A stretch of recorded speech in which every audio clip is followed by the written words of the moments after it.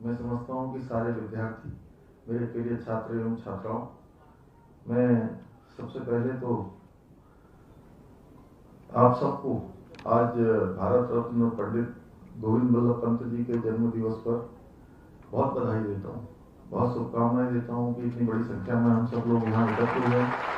हमारे सभी पत्रकार मित्र, छायाकार बंधु, और शायद हम ऐसे इन महामना का जन्म दिवस इसलिए भी मनाते हैं कि जिनसे कि उनके जीवन से हम सबको कोई प्रेरणा मिले, और उनका जो भारत के स्वतंत्रता संग्राम से लेकर देश की आजादी से लेकर और देश की आजादी के बाद जो उन्होंने काम किए, वह सब हमारे लिए कहीं ना कहीं प्रेरणा के स्रोत हैं, हमारे लिए एक पाथेय है, हमारे लिए मार्गदर्शन का काम करते हैं।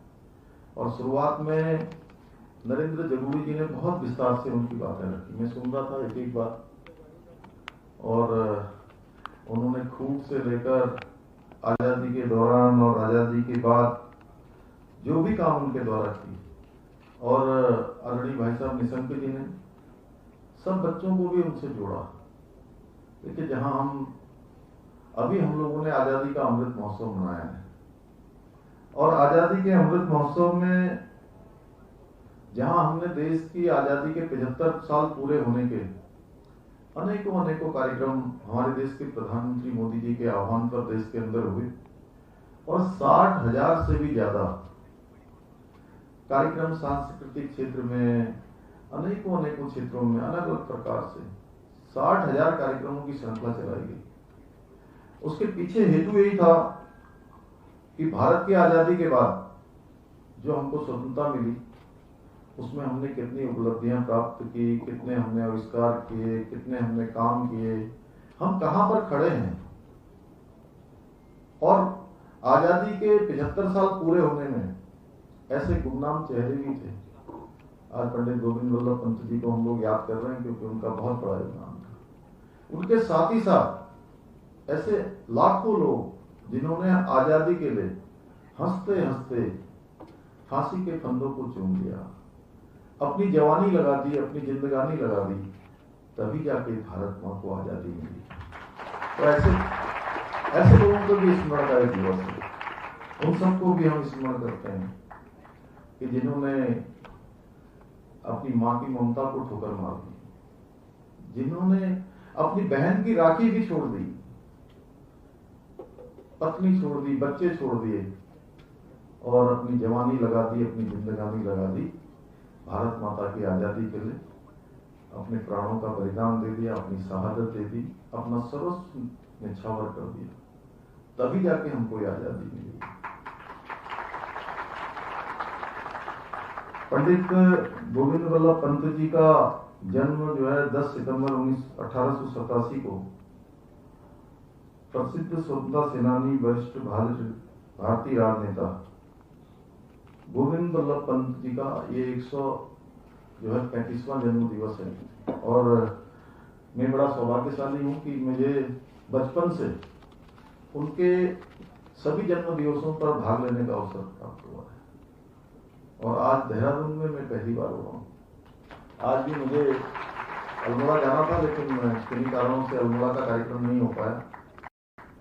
अन्यथा आज खूब गाँव में और जो कोटी कटारमल में हमारा बड़ा इंस्टीट्यूशन है, उस इंस्टीट्यूशन में बड़ा काम होने वाला था।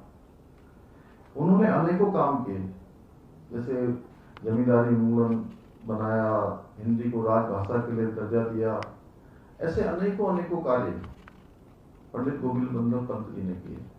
और मैं हमारे इस सभागार में जो बच्चे बैठे हैं, हमारे बेटे बैठे हैं, बेटियां बैठी हैं, हमारे भाई बहन बैठे हैं, उनसे मैं कहना चाहता हूँ कि निशंक जी जैसे बोल रहे थे तो मैं आप लोगों को देख रहा था कि आप लोग एक टकटकी लगा के सुन रहे थे।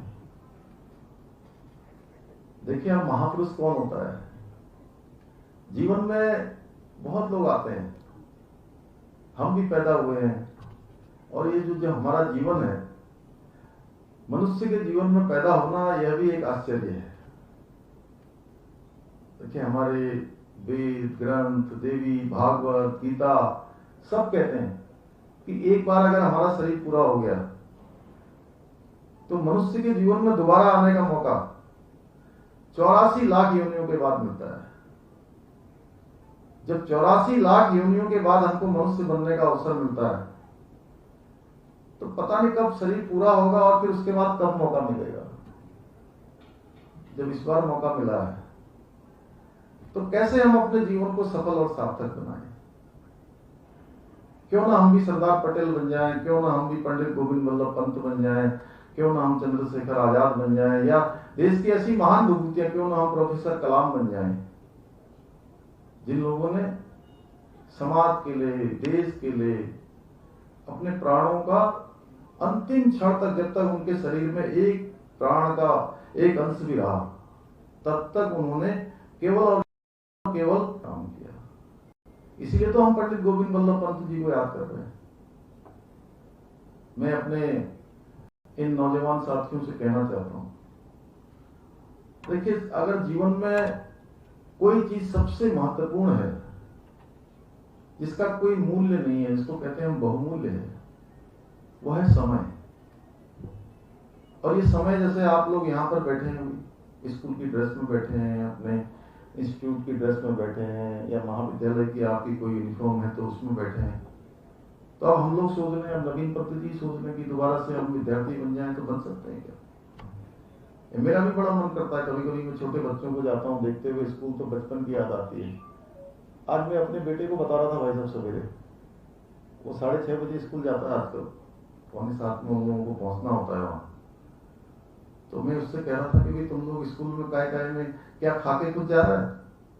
तो बोला कि नहीं, मैं तो सब पराठा ले जा रहा हूँ, मैं ये ले जा रहा हूँ, पनीर बना रखी है, बना रखा है। मैंने कहा हमने तो कभी पराठा खाया ही नहीं। मैंने कहा ड्रेस तुम रोज बदलते हो? बोला हाँ, गंदी हो जाती तो बदल देते हैं। तो मैंने कहा कि हम लोगों को एक साल में, और निशंक जी के समय में तो मैं समझता हूँ कई सालों साल में होता होगा, खजानदार जी के और कल्याण सिंह जी के समय में। मुझे बचपन से याद है कि एक ड्रेस सिलती थी और उसको कई साल तक बड़े संभाल के रखे रहते थे कि अब शादी में जाना होगा, मेले में जाना होगा, बारात में जाना होगा। और पराठा तो कभी खाते ही नहीं थे हम लोग, रोटी बड़ी मुश्किल से मिलती थी, सुना भी नहीं था उस समय। और बताऊं मैं आप लोगों को, क्योंकि वो भाई साहब ने, निशंक जी ने ऐसा बोल दिया कि मैं भी बचपन में चला गया। मैंने भी सोचा कि जो है कि उन्हीं से मुझे भी याद आ गई सब चीजों। हम लोगों ने कभी भी जो है बचपन में एक कॉपी किताब देखा ही नहीं। हम तो तख्ती में पढ़ते थे भाई साहब। आपके समय में भी तख्ती होती होगी। दीप्ति जी, आपने तो नहीं पढ़ा होगा तख्ती में। आपने पढ़ा? हम लोग तख्ती में पढ़ते थे। कैलाश जी आपने पढ़ा होगा, कस्तूरी जी ने भी पढ़ा होगा। तो तख्ती में हम लोग तख्ती लेके जाते थे, तख्ती में दिन में लिखा, स्कूल में बढ़िया दवात होती थी, कलम होती थी, उससे दवात में ऐसे डुबाया, उसमें वो जैसे आप लोग इंक बोलते हैं ना, उसमें खड़िया बोलते थे, कमेटा। तो उसको घोल के कलम से फिर लिखते थे, फिर बढ़िया सूख जाता था, फिर दिखाते थे, फिर घर लेके आते थे, फिर शाम को उसको फिर से साफ किया पूरा।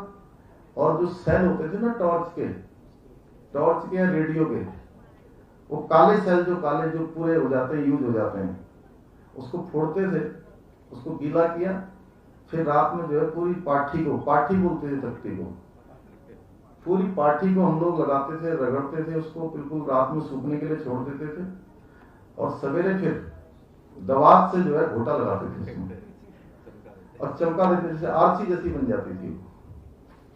आरसी जानते हैं? अब आरसी भी नहीं जानते होंगे आप। हम लोग जो दर्पण होता है ना, जिसको मिरर बोलते हैं अंग्रेजी में, उसको बचपन में आरसी बोलते थे हम लोग, शीशा।